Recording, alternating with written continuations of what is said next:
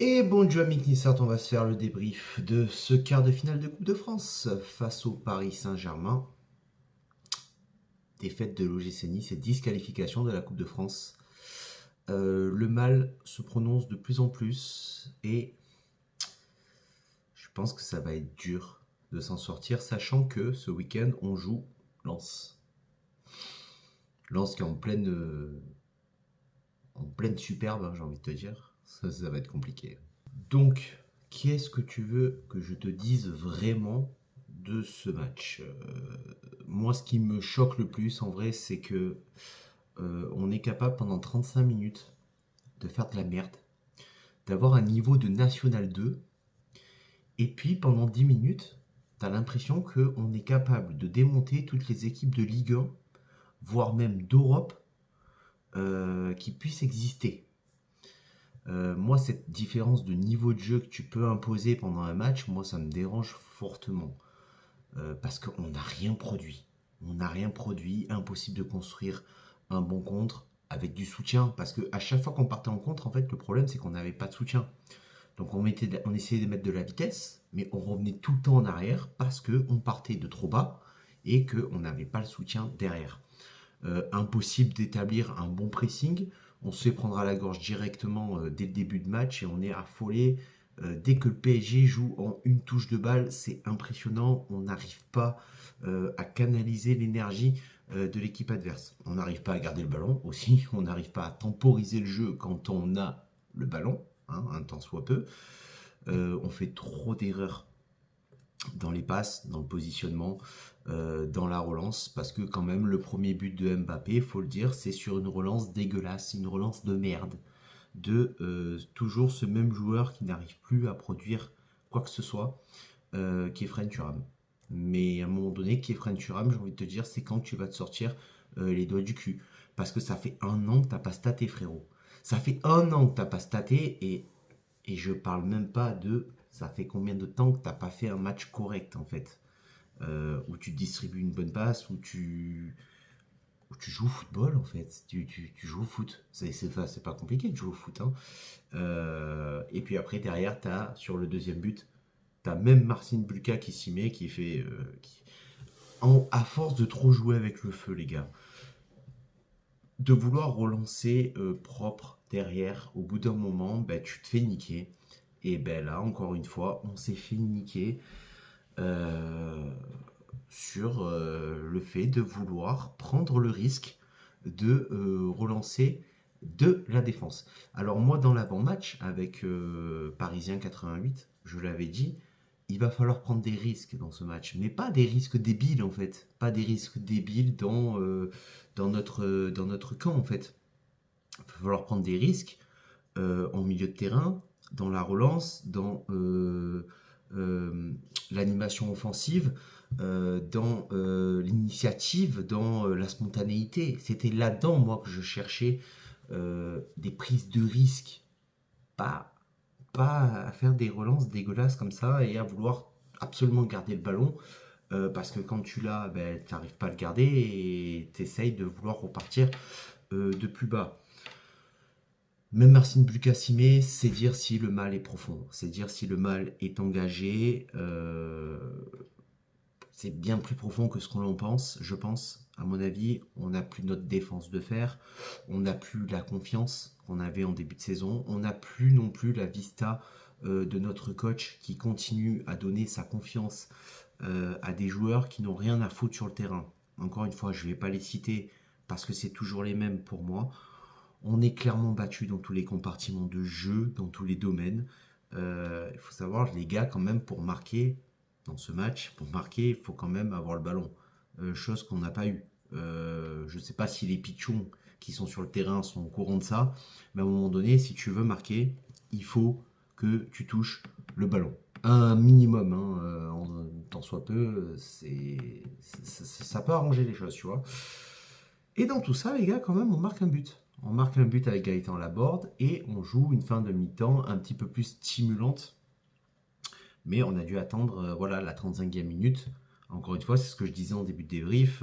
Comment on peut mettre deux niveaux de jeu, comment on peut être encore une fois à deux vitesses dans ce match.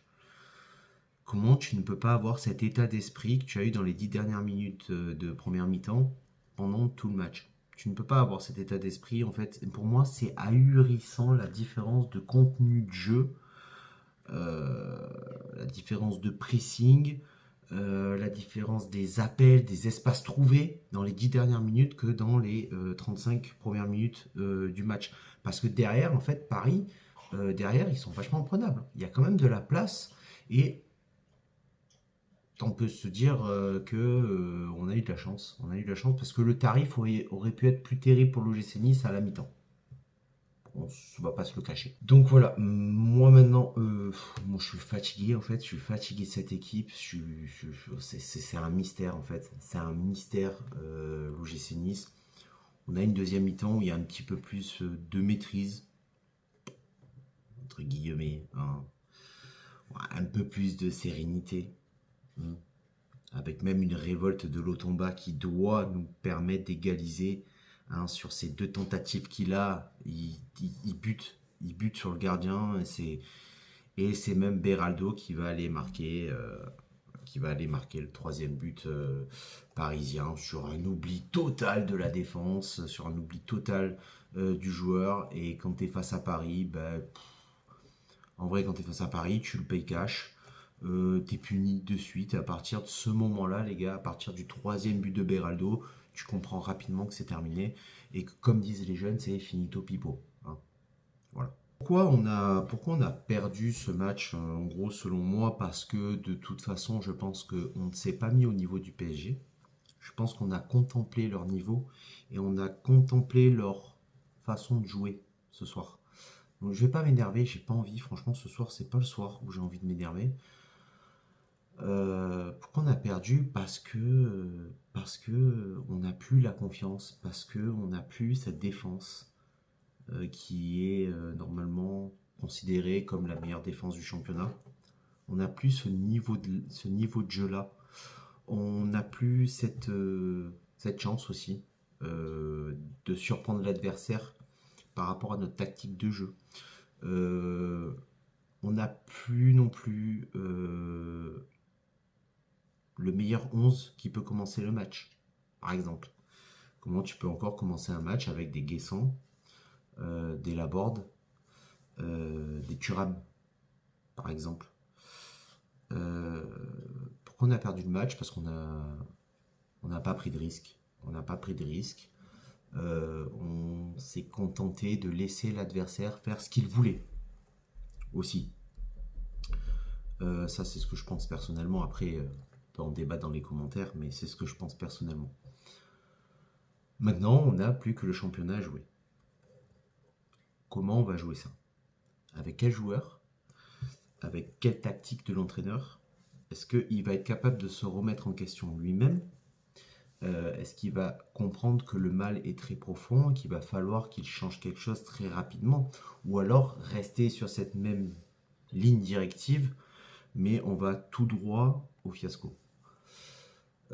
C'est-à-dire faire une saison en demi-teinte, faire une saison où en première partie on performe et en deuxième partie on fait de la merde, comme on a pu faire avec les premières saisons avec Patrick Vieira, comme on a pu faire avec Christophe Galtier, encore une fois, bis repetita avec Francesco Farioli. À voir.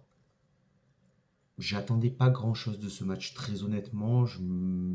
Pour moi, j'attendais une réaction, certes, mais j'attendais pas une qualification, hein. Moi, je partais avec le fait qu'on s'arrêtait là. Quart de finale, c'est très bien face au Paris Saint-Germain. Moi, j'attends une réaction face à Lens. Face à Lens ce week-end.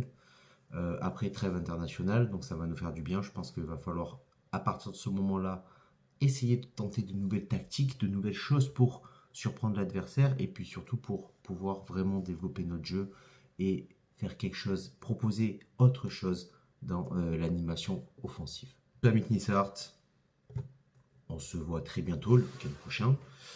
Je ferai peut-être une vidéo pendant la trêve hivernale, la trêve hivernale, n'importe quoi, pendant la trêve internationale, sur les problématiques que rencontre l'OGC Nice et les problématiques qu'on n'avait pas en début de saison. Ou qu'on avait, mais qu'on ne voyait pas, clairement. Sur ce, ciao diva, la Bayeta et Issa Nissa.